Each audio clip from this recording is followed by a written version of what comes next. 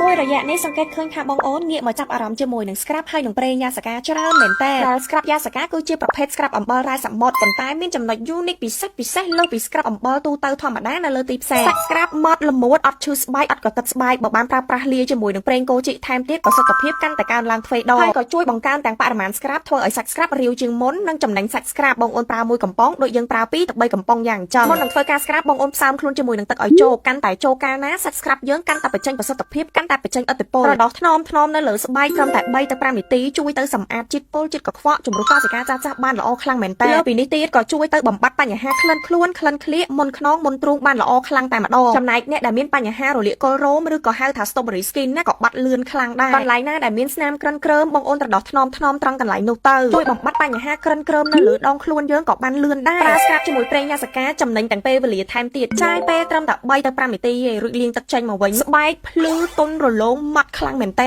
ម្ដងបញ្ហាក្លិនខ្លួនក្លិនឃ្លីសឹងតែថាប្រើតែម្ដងគឺឃើញផលថាបាត់ច្រើនមែនតែបើថាបងអូនពិបាកក្នុងការលាបឡេចូលថែមទៀតណាប្រើប្រេងជាមួយ scrap បូកចូលគ្នាបែបនេះហើយលាបឡេគឺសូលលឿនខ្លាំងហើយលាបចូលផ្លុកតែម្ដងចង់ជ្រើសប្រើប្រភេទ scrap អំបិលដែលមានគុណភាពហើយចំណាយពេលវេលាតិចទៀតណាអាចមកសាកជាមួយនឹង scrap ហើយនឹងប្រេងយ៉ាសកាបាន